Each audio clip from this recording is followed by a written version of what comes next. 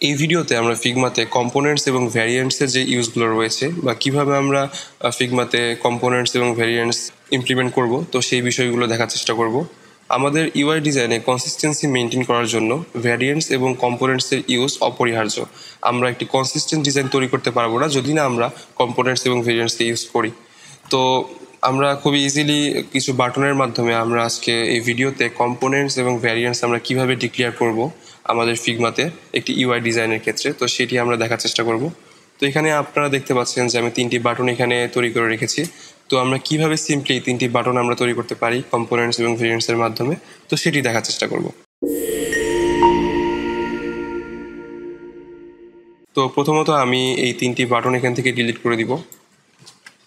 আমরা সিম্পলি একটি text layer add করার মাধ্যমে তো আমরা লেয়ারটি সিলেক্ট করে শিফট এ চেপে আমরা এটাকে অটো লেআউট ডিক্লেয়ার করতে পারি। দেন আমাদের টেক্সটের যে ব্যাকগ্রাউন্ড ফিল্ডটি রয়েছে, ফিল্ডে একটি সলিড কোনো কন্ট্রাস্ট কালার অ্যাড করে আমরা আমাদের যে বাটন আছে তৈরি করতে পারি।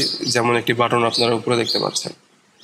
তো একটু হরাইজন্টাল প্যাডিং, কর্নার একটু রাউন্ড রেডিয়াসের মাধ্যমে আমরা আমাদের সুন্দর একটি বাটন আমরা তৈরি করতে পারি। তো প্রথমত দেখতে পাচ্ছেন আমাদের এখানে 3টি আইকন রয়েছে। তো যে যদি আমরা বাটনে আইকন ইউজ করতে চাই, তো সেই ক্ষেত্রে আমাদেরকে প্রথমত কম্পোনেন্ট এবং ভ্যারিয়েন্টসের ক্ষেত্রে আমাদের এই আইকনগুলোকে কম্পোনেন্ট হিসাবে ডিক্লেয়ার করতে হবে। তো কম্পোনেন্ট হিসেবে ডিক্লেয়ার করার ক্ষেত্রে আমাদেরকে প্রথমে প্রতিটি আইকনের লেয়ার সিলেক্ট করতে হবে। দেন ইন্সপেকশন প্যানেলের উপরে আপনারা দেখতে পাচ্ছেন যে 4 ডায়মন্ড সিম্বলটি রয়েছে। তো এটি ক্লিক করে আমরা একে কম্পোনেন্ট আকারে ডিক্লেয়ার করতে পারি। বাট সিম্পলি আমরা কন্ট্রোল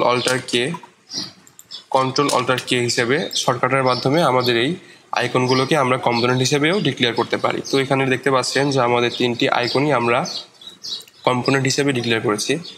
তো এর পরবর্তী স্টেপে আমাদেরকে এই 3টি কম্পোনেন্টকে, আপনারা এখানে যদি অ্যাসেটসে দেখেন তো আপনারা দেখতে পাচ্ছেন যে আমাদের এই 3টি আইকন এখানে কম্পোনেন্ট হিসেবে অ্যাড হয়ে গিয়েছে।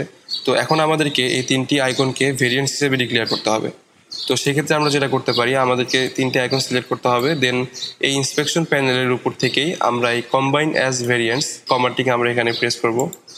তো তাহলেই আমাদের এই 3টি আইকন কম্পোনেন্টস থেকে ভেরিয়েন্টসে কনভার্ট হয়ে গেল। তো এখন আপনারা দেখতে পাচ্ছেন যে এখানে কম্পোনেন্ট 1 লেখা এসেছে। তো আমরা এখান থেকে সিম্পলি এটা চেঞ্জ করে দিব প্রপার্টি 1 থেকে আইকনস, অ্যান্ড আমাদের ফাইল থেকে এখানে কম্পোনেন্ট 1কে আমরা রিনেম করে দিতে পারি আইকনস হিসেবে।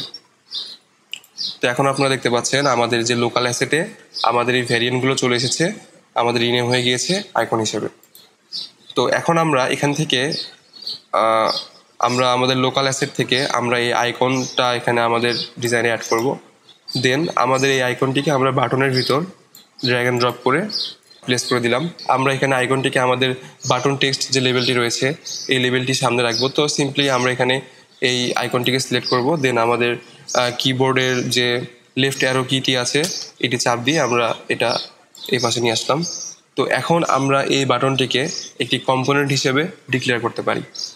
তো আমাকে প্রথমত এই বাটনটি সিলেক্ট করতে হবে। সিলেক্ট করার পরে আমরা ইতিপূর্বে যেটি করেছি কন্ট্রোল অল্টার কে প্রেস করার মাধ্যমে আমি এই বাটনটিকে একটি কম্পোনেন্ট আকারে ডিক্লেয়ার করলাম। আমি এখানে রিনেম করে দিতে পারি। আমি এখানে আমার এই লেয়ারটিকে নাম দিলাম বাটন। তো অ্যাসেটসেও আপনারা দেখতে পাচ্ছেন যে এটি একটি বাটন হিসেবে আমার কম্পোনেন্ট হিসেবে অ্যাড হয়ে গিয়েছে।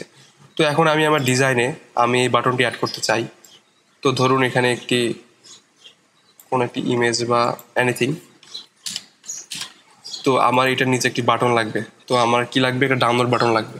তো আমি আমার যে অ্যাসেটসের লোকাল অ্যাসেটস আছে এখান থেকে আমি এই বাটনটিকে আমি ড্র্যাগ অ্যান্ড ড্রপ করে আমার ডিজাইনে ইনস্ট্যান্স হিসেবে নিয়ে আসলাম। আমরা যখন কোনো কম্পোনেন্টকে আমাদের ডিজাইনে নিয়ে আসি, তো সেই কম্পোনেন্টের যে এই কপিটা আছে এই কপিটাকে বলা হয় ইনস্ট্যান্স।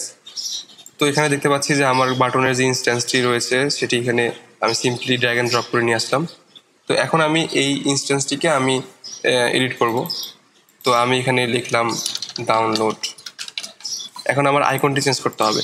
তো যেহেতু আমার আইকনটিকে আমি ভেরিয়েন্ট আকারে আমি অলরেডি আমার ডিজাইনে ডিক্লেয়ার করেছি বা আমার ফিগমাতে ডিক্লেয়ার করেছি, তো সেই ক্ষেত্রে আমি সিম্পলি এখানে ডাউনলোড আইকনটির উপর প্রেস করব।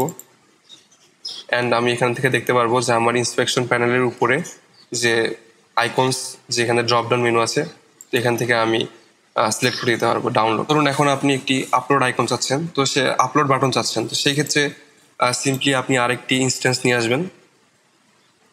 তো আরেকটি ইনস্ট্যান্স নিয়ে আসার পরে আমি লেভেলটি চেঞ্জ করে দিলাম আপলোড। দেন আমার আইকনটিকে আমি প্রেস করে আমি আমার আইকনের এখানে যে ভেরিয়েন্টটা রয়েছে ভেরিয়েন্টটি আমি আপলোড এখানে চেঞ্জ করে দিলাম। তো আপনারা দেখতে পাচ্ছেন ইজিলি কম্পোনেন্টস এবং ভেরিয়েন্টসের মাধ্যমে আমরা একটি বাটনকে খুবই কনসিস্টেন্ট ওয়েতে এবং খুবই ইজিলি আমরা আমাদের ডিজাইনে ইউজ করতে পারি। তো এটি ছিল আমার কম্পোনেন্টস এবং ভেরিয়েন্টসের উপর যে ফার্স্ট শর্ট ভিডিও, পার্ট 1 বলতে পারেন। তো পরবর্তী পার্টে আমরা ভেরিয়েন্টস, কম্পোনেন্টস এবং এটির সাথে আমরা অ্যাডিশনালি ইন্টারেক্টিভ যে কম্পোনেন্টস টার্মটি রয়েছে, যেটি আমরা প্রোটোটাইপিংয়ের ক্ষেত্রে আমাদের দারুণভাবে কাজে লাগবে, তো সেটি দেখার চেষ্টা করব। অলরেডি আমার ফার্স্ট ভিডিওতে আমি অ্যানিমেটেড লাইক বাটনটি দেখিয়েছি, আমি কিভাবে 3টি ফ্রেমের মাধ্যমে লাইক বাটনকে অ্যানিমেট করেছিলাম। তো সেম জিনিসটা আমরা ইন্টারেক্টিভ কম্পোনেন্টসের মাধ্যমে কিভাবে করতে পারি, তো সেটি কম্পোনেন্টস ভেরিয়েন্টসের পার্ট 2 যে ভিডিওটি আসবে, ভিডিওটিতে আমি দেখানোর চেষ্টা করব। আশা করি ইজিলি আমি আপনাদেরকে কম্পোনেন্টস এবং ভেরিয়েন্টসের ইউজটি দেখাতে পেরেছি। তো ভিডিওটি দেখার জন্য ধন্যবাদ। কথা হবে পরবর্তী ভিডিওতে।